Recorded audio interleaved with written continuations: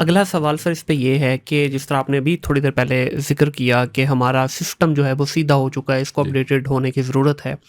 Cyber crime क्योंकि ये 2016 में तो पाकिस्तान में मेरा ख्याल पहली दफ़ा रजिस्टर्ड हुआ, तो रिलेटिवली नया है, तो मैं उम्मीद करता हूँ कि इसमें कुछ चीज़ें बेहतर होंगी कंपेयर टू हमारे बाकी जितने सिस्टम हैं।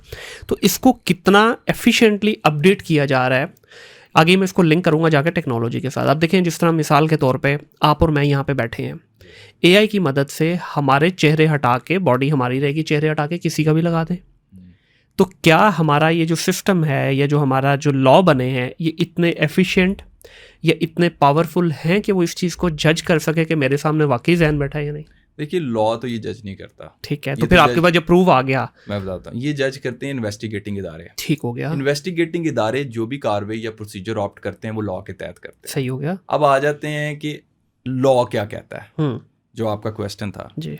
देखिए, पहली तो आपने बात पूछी क्या लॉ इतना अपडेटेड है। मैं समझता हूँ लॉ में इस वक्त भी बहुत सारी अमेंडमेंट्स करने की ज़रूरत है। ठीक है। मेरे पास अक्सर औकात जब भी मैं अपने ऑफिस में बैठा होता हूँ, मैं किसी की जब दरख्वास्त को पढ़ता हूँ या कोई FIR पढ़ता हूँ, तो पहला लफ्ज़ ये लिखा होता है मेरा मोबाइल फ़ोन हैक कर लिया गया। बड़ा कॉमन है। मैं अक्सर लोगों से ये बात पूछता हूँ कि कभी आपने prevention of electronic crimes act 2016 में हैकिंग का वर्ड पढ़ा है? कभी आपकी नज़र से गुजरा है कि उसकी सज़ा क्या है? नहीं। तो वो कहते नहीं, हमें तो ये इस बारे में नहीं पता।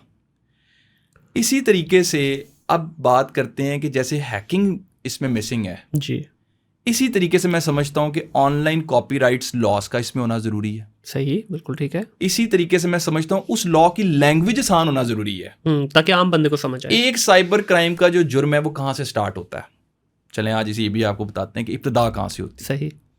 हर साइबर क्राइम की जो इब्तिदा है, चाहे वो सोशल मीडिया क्राइम है, चाहे वो फाइनेंशियल क्राइम है, उसकी इब्तिदा एक फेक अकाउंट या एक फेक आइडेंटिटी से होती है। बिल्कुल।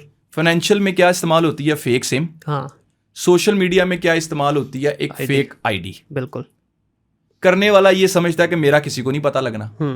अब लॉ का सेक्शन 16 पढ़े तो वो कहता है unauthorised use of identity information. बिल्कुल ठीक है। एक आम आदमी जो इसका विक्टिम है, जिसकी आईडी जो कि आम दिनों में हजारों लोगों की बन रही है, हाँ जी, जब वो लॉ को ओपन करता है तो वो कहता है जी ये तो फेक अकाउंट के बारे से तो कोई बात ही नहीं मुझे मिल रही।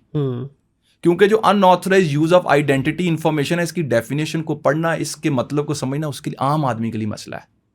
सही। तो लॉ को आम आदमी के पसे मंजर में तैयार करना चाहिए, उसकी लैंग्वेज भी उतनी आसान होनी चाहिए। बिल्कुल। जैसे कि एक है punishment for fake account, let's suppose हर शख्स को समझ आ जाएगी कि ये फेक अकाउंट से मुतल्लिका लॉ है। बिल्कुल। इसी तरीके से अगर हम बात करते हैं, जैसे मैंने सिम की बात की, अब है unauthorised issuance of SIM card.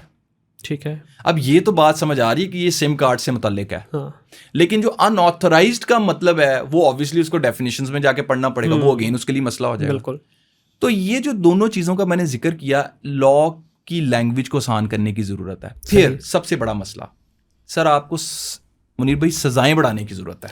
हाँ, इस लॉ के अंदर जहाँ पे हम बात करते हैं ख्वातीन की तस्वीरों की, नाजेबा तस्वीरों की, कि जहाँ पे इस सेक्शन 21 में इसके बारे में डिस्कशन की गई है, तो उसमें सज़ा सिर्फ 5 साल है। ठीक है। जहाँ पे हम बात करते हैं साइबर स्टॉकिंग की, तो उसमें सज़ा सिर्फ 3 साल है। ठीक है। इसी तरीके से मैं समझता हूँ कि इन सेक्शंस में अमेंडमेंट्स करने की ज़रूरत है, सज़ा बढ़ाने की ज़रूरत है, क्योंकि जब तक आप इनमें सजाएं नहीं बढ़ाएंगे तो इसका फ़ायदा किसको होगा? मुल्ज़मान को होगा। फिर कुछ क्लैरिटी लाने की ज़रूरत है। कुछ चीज़ों में क्लैरिटी आई है with the passage of time, कुछ अमेंडमेंट्स आई हैं जिनमें क्लैरिटी लाई गई है। लेकिन मिसाल के तौर पे मैं इसमें 3 वर्ड्स ऐसे हैं जो हर जगह आपको मिलेंगे सोशल मीडिया रिलेटेड क्राइम। ठीक है। Publicly exhibit, display, transmit. ठीक हो गया। अब ये वर्ड तीनों ऐसे हैं कि इनकी लगेगा यही कि इनके मतलब एक जैसे ही हैं, लेकिन अगर आप इनकी डेफिनेशन को गौर से पढ़ें तो ये एक लफ्ज दूसरे को और दूसरा तीसरे को ये नैरो डाउन कर रहे हैं अप्रोच को। ठीक हो गया। डेफिनेशन को नैरो डाउन कर रहे हैं। कैसे? पब्लिकली एग्जिबिट किया है कि किसी शख्स ने फेसबुक पे कोई चीज लगा दी, हजारों लोगों ने देख ली। डिस्प्ले क्या है? जैसे हम कोई चीज खरीदारी के लिए जाते हैं, कोई चीज जो है डिस्प्ले पे बाहर लगी है कि जो शख्स गुजरता जा रहा है देखता जा रहा है। ट्रांसमिट क्या है कि आपने मुझे कोई चीज भेज दी, मैंने आपको कोई मैसेज कर दिया, ये ट्रांसमिशन में आ जाता है। हाँ, बिल्कुल सही है।